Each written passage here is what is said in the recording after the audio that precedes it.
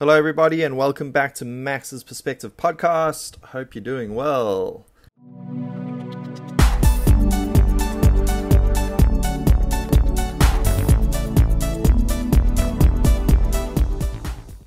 I'm so excited today because we have a question from a listener. So remember, you can comment and leave your questions on YouTube, Facebook, wherever you're listening. There should be a way to comment or at least a link or something, and send us your questions. I will most certainly answer them. So today's question comes from a listener called Zhang Nuo. Nuo. I'm not sure how to say your name, sorry. And they ask, which country do you highly recommend for traveling and studying? That is such a great question. Which country do you highly recommend for traveling and studying? And those are two very different things, actually. Two big questions, because traveling and studying, those can be separated quite a lot. And I assume this is sort of from a Taiwanese person's point of view, or maybe my point of view. I'm sure they're actually pretty much the same. So let's focus on the studying part first. Studying, it's hard for me to say because when I was in university at that sort of age in South Africa, this opportunity didn't even exist. It wasn't even something we thought about. So no one was sitting there and thinking I wonder if I should study abroad, and if so, which country? It didn't even enter our minds. Didn't enter my mind because I just can't imagine how much that would cost, and it was just such a big thing. Everything we needed was there in South Africa as far as university life and education went. So Taiwanese people are very lucky. The Taiwanese people that do go abroad, and I know it's quite a few. I would love to know the percentage, and it's just such a wonderful opportunity. So my sort of simple answer, I'm afraid, is wherever you go, it's just going to be fantastic. I know the common countries for Taiwanese to go to: America, Canada, England, Australia, New Zealand, and also some European countries. Germany's become quite popular, also France and a couple other countries.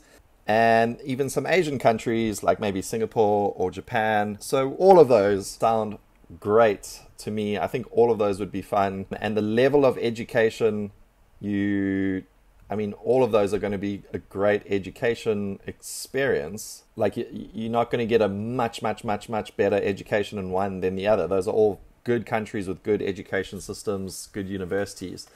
So yeah, anything would be great. And really what it comes down to is what you make of it. How much do you make of it? The experiences you have, the adventures you have, the people you meet, the opportunities you take.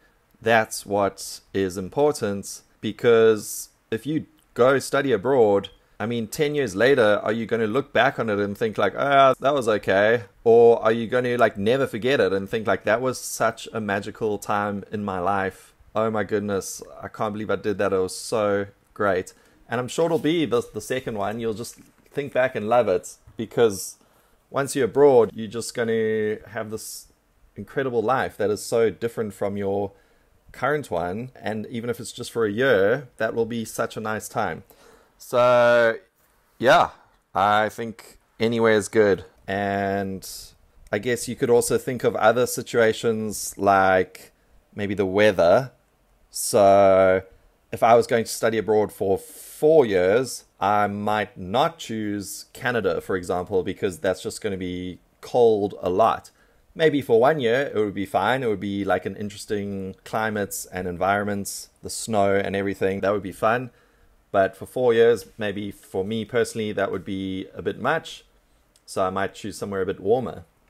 So think of things like that.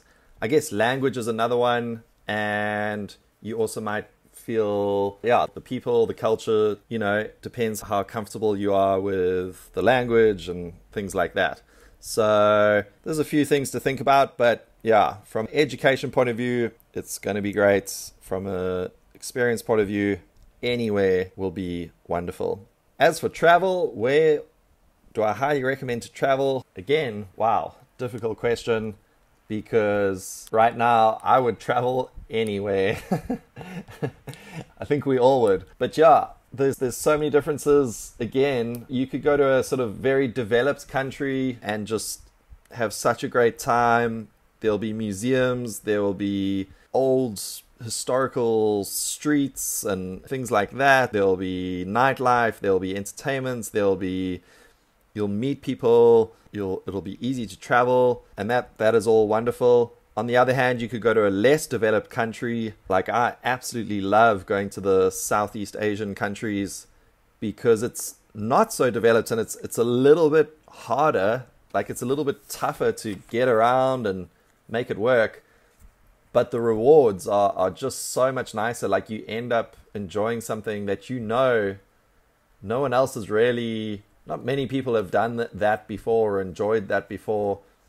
Whereas if you go, and that idea kind of excites me, like doing something that's not really been done before, not very common, compared to, say, if you went to New York and you end up doing the tourist things there. It's not like, it'll be awesome, but you're not really like a pioneer of anything there. Like, it's all been done before. Everyone's seen the photos. So yeah, there's that sort of way of thinking of it. So, you could go somewhere sort of more friendly, travel friendly, like America or Europe, or you could try something a little bit different. And people worry about danger and things like that, but even South Africa is considered a dangerous country. But you can definitely go to South Africa and spend 2 weeks there, and as long as you kind of just be sensible, you're not going to really have any dangerous situations. Anything can happen, but you should be all right as long as you just stick to the right places. And when I say stick to the right places, that's not difficult. Like, what I mean is just don't go into strange neighborhoods or something. You'll know it. You'll know it when you know it. So that is my advice. Yeah. To the person who asked that question, thanks so much. And I'd love to know, where are you planning to study or travel? Because then we can talk about that place specifically. I've never studied abroad, but I've been to many countries, and I can sort of say what I think of those countries for living in and things like that. All right, everyone. Thanks for listening, and send in your questions.